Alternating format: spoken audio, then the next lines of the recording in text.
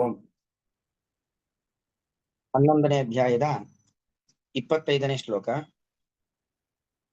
ದಂಷ್ಟ್ರಾಕರಾಲಾನಿ ಚತೆ ಮುಖಾನಿ ದೃಷ್ಟ್ವೈವ ಕಾಲಾನಲಸನ್ನಿಭಾನಿ ದಿಶೋ ನ ಜಾನೆ ನ ಲಭೆ ಚ ಶರ್ಮ ಪ್ರಸೀದ ದೇವೇಶ ಜಗನ್ನಿವಾಸ.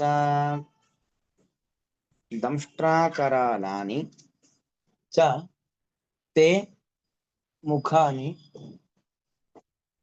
ದೃಷ್ಟ್ವಾ ಏವ ಕಾಲಾನಲಸನ್ನಿಭಾನಿ ದಿಶಃ ನ ಜಾನೆ ನ ಲಭೆ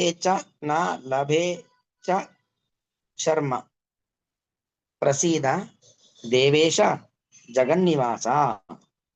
ಭಗವಂತನ ಭಯಾನಕವಾಗಿರತಕ್ಕಂತಹ ವಿಶ್ವರೂಪವನ್ನು ನೋಡಿ ಅರ್ಜುನ ತನ್ನ ಅನುಭವವನ್ನು ಹೇಳ್ತಾ ಇದ್ದಾನೆ.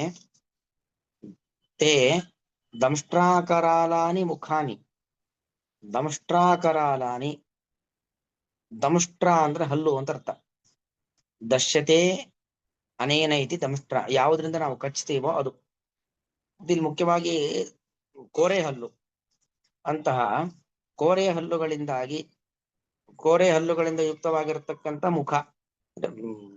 ಸಾಮಾನ್ಯವಾದ ಹಸನ್ಮುಖಿಯಾದ ಮುಖದಲ್ಲಿರತಕ್ಕಂಥ ಹಲ್ಲಿಗೂ ನರಸಿಂಹದೇವರ ಹಲ್ಲಿಗೂ ಬಹಳ ವ್ಯತ್ಯಾಸ ಇದೆ.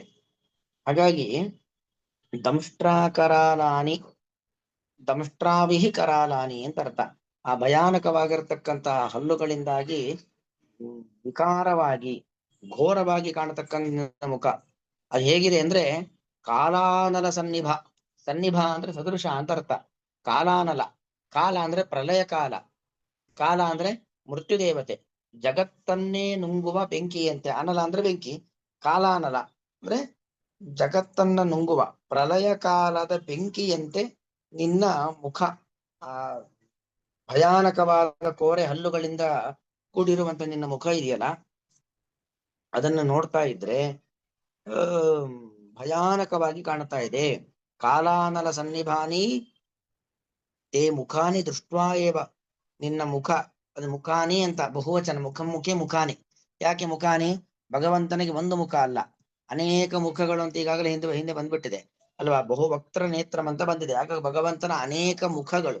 ಅದನ್ನ ನೋಡಿ ಆ ಮುಖ ಅದನ್ನು ಮುಟ್ಟಿಲ್ಲ, ಅಥವಾ ಮುಖದಿಂದ ಭಗವಂತ ಯಾರನ್ನು ತಿಂದಿಲ್ಲ. ಅದರ ದರ್ಶನ, ಅದನ್ನ ನೋಡಿದ್ದು. ಕೆಲವೊಂದು ನೋಡಿದ್ರೆ ಗಾಬರಿ ಆಗೋಗ್ಬಿಡತ್ತೆ. ನೋಡಿದ್ರೆ ನಮಗೆ ದಿಕ್ಕಾಪಾಲಾಗೋಗ್ಬಿಡ್ತೀವಿ, ಕಂಗೆಟ್ಟು ಕುಳಿತು ಬಿಡ್ತೀವಿ. ಏನು ಎಲ್ಲವೂ ಕೂಡ ಮುಂದೇನು ಅಂತ ಗೊತ್ತಾಗಲ್ಲ, ಹಾಗಾಗ್ಬಿಡತ್ತೆ. ಆ ಪರಿಸ್ಥಿತಿಯಲ್ಲಿ ಅರ್ಜುನ ಇದ್ದಾನೆ. ದಿಶೋನ ಜಾನೆ, ದಿಕ್ಕೆಟ್ಟು ಕುಳಿತಿದ್ದೇನೆ ಅಂತಾನೆ. ದಿಶಾ ಅಂದ್ರೆ ದಿಶೋ ದಿಶಃ, ದಿಕ್ಕುಗಳನ್ನೇ ತಿಳ್ಕೊಳ್ತಾ ಇಲ್ಲ. ಎಡ ಯಾವುದು, ಬಲ ಯಾವುದು, ಮೇಲೆ ಯಾವುದು, ಕೆಳಗೆ ಯಾವುದು, ಪೂರ್ವ ಯಾವುದು, ಪಶ್ಚಿಮ ಯಾವುದು, ಏನು ಗೊತ್ತಾಗ್ತಾ ಇಲ್ಲ. ದಿಕ್ಕೆಟ್ಟು ಕೂತಿದ್ದೇನೆ, ಕಂಗಾಲಾಗಿ ಕೂತಿದ್ದೇನೆ ಅಂತ ಅರ್ಥ. ನನಗೇನು ಗೊತ್ತಾಗ್ತಾ ಇಲ್ಲ.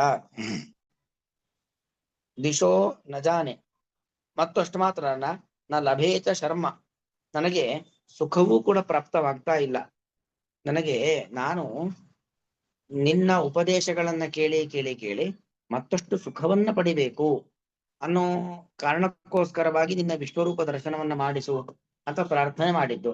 ಆದ್ರೆ ಭಯಾನಕವಾದ ರೂಪಗಳನ್ನ ನೋಡ್ತಾ ಇದ್ರೆ ನ ಲಭೇಚ ಶರ್ಮ, ಶರ್ಮ ಅಂದ್ರೆ ಸುಖ ಅಂತ ಅರ್ಥ. ಸುಖವೂ ನನಗೆ ಸಿಗ್ತಾ ಇಲ್ಲ, ನ ಲಭೇಚ ಶರ್ಮ. ಹಾಗಾಗಿ ಜಗನ್ನಿವಾಸ, ಜಗತ್ತಿನ ನಿವಾಸ, ಜಗತ್ತಿಗೆ ಆಧಾರ. ನಿವಾಸ ಅಂದ್ರೆ ಆಧಾರ. ಯಾರಿಗ ಆಧಾರ? ನನಗೂ ಮಾತ್ರ ಅಲ್ಲ, ಎಲ್ಲರಿಗೂ. ಜಗತ್ತಂದ್ರೆ ಸಮಸ್ತ ಅಂತ ಅರ್ಥ.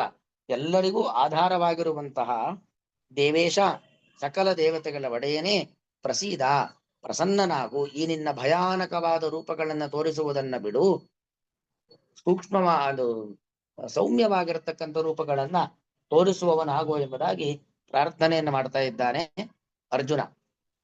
ದಂಷ್ಟ್ರಾಕರಾಲಾನಿ, ಭಯಾನಕವಾದ ಹಲ್ಲುಗಳಿಂದಾಗಿ ಭಯಂಕರವಾಗಿರುವಂತಹ ಕಾಲಾನಲ ಸನ್ನಿಭಾನಿ ಚ, ಮತ್ತು ಕಾಲಾನಲ ಸನ್ನಿಭಾನಿ ಪ್ರಳಯ ಕಾಲದ ಬೆಂಕಿಗೆ ಸದೃಶವಾದ ಪ್ರಖರತೆಯನ್ನು ಹೊಂದಿರುವಂತಹ ತೇ ಮುಖಾನಿ, ನಿನ್ನ ಅನೇಕ ಮುಖಗಳನ್ನು ದೃಷ್ಟ್ವಾ ಏವ, ಕೇವಲ ನೋಡಿಯೇ.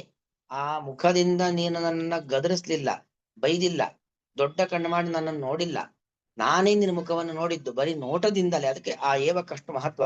ದೃಷ್ಟ್ವಾ ಏವ, ಕೇವಲ ನೋಟದಿಂದಲೇ ದಿಶಃ ನ ಜಾನೆ, ನನಗೆ ದಿಕ್ಕುಗಳೇ ಗೊತ್ತಾಗ್ತಾ ಇಲ್ಲ. ಅಂದ್ರೆ ನನ್ನ ಒಟ್ಟು ನಾನು ಟೋಟಲಿ ಐ ಆಮ್ ಬ್ಲಾಂಕ್ಡ್ ಅಂತಾರಲ್ಲ ಹಾಗೆ, ಬ್ಲಾಕ್ಡ್, ಏನು ಗೊತ್ತಾಗ್ತಾ ಇಲ್ಲ. ಬ್ಲಾಂಕ್ ಆಗಿದ್ದೇನೆ, ಬ್ಲಾಕ್ ಆಗಿದ್ದೇನೆ. ನನ್ನಲ್ಲಿ ಒಳಗೆ ಏನೂ ಇಲ್ಲ, ನನಗೆ ಏನು ಅಂತ ಗೊತ್ತಾಗ್ತಾ ಇಲ್ಲ, ಏನು ಗೊತ್ತಾಗ್ತಾ ಇಲ್ಲ. ಮುಂದೇನು ಮಾಡ್ಬೇಕು, ಉಸಿರು ತಗೊಳ್ಬೇಕು ಬಿಡ್ಬೇಕು, ಮಾತಾಡ್ಬೇಕು ಬೇಡವೋ, ಹೆಜ್ಜೆ ಇಡ್ಬೇಕು ಬೇಡವೋ, ಹೀಗೆ ಏನೇನೇನು ಗೊತ್ತಾಗ್ತಾ ಇಲ್ಲ. ನಾನು ಪರಿಪೂರ್ಣ ಖಾಲಿಯಾಗಿ ಕೂತ್ಬಿಟ್ಟಿದ್ದೇನೆ. ದಿಶೋನ ಜಾನೆ ಚ, ಮತ್ತು ಶರ್ಮ ಸುಖವನ್ನು ಕೂಡ ನಲಭೆ ಹೊಂದುತ್ತಿಲ್ಲ. ಅಹಂ ನಲಭೆ, ಸುಖವನ್ನು ಹೊಂದ್ತಾ ಇಲ್ಲ. ಹಾಗಾಗಿ ಜಗನ್ನಿವಾಸ, ಜಗತ್ತಿಗೆ ಆಧಾರನಾದಂತ ಭಗವಂತನೇ ಸಂಬೋಧನೆ ಇದು. ದೇವೇಶ, ಸಕಲ ದೇವತೆಗಳಿಗೆ ಒಡೆಯನೆ, ಪ್ರಸೀದ ಪ್ರಸನ್ನನಾಗು, ನಿನ್ನ ಕ್ರೂರವಾದ ಭಯಾನಕವಾದ ರೂಪವನ್ನ ಹಿಂದಕ್ಕೆ ತೆಗೆದುಕೊಂಡು ನಿನ್ನ ಪ್ರಸನ್ನ ಸೌಮ್ಯವಾಗಿರತಕ್ಕಂಥ ರೂಪಗಳನ್ನ ನನಗೆ ತೋರಿಸುವವನಾಗು ಅನ್ನೋ ಅಭಿಪ್ರಾಯದಲ್ಲಿ ಈ ಸಂಬೋಧನೆಯನ್ನು ಮಾಡ್ತಾ ಇದ್ದಾನೆ. ದಂಷ್ಟ್ರಾಕರಾಲಾನಿ ಚ ತೇ ಮುಖಾನಿ ದೃಷ್ಟ್ವೈವ ಕಾಲಾನಲಸನ್ನಿಭಾನಿ ದಿಶೋ ನ ಜಾನೆ ನ ಲಭೆ ಚ ಶರ್ಮ ಪ್ರಸೀದ ದೇವೇಶ ಜಗನ್ನಿವಾಸ. ಶ್ರೀಕೃಷ್ಣಾರ್ಪಣಮಸ್ತು.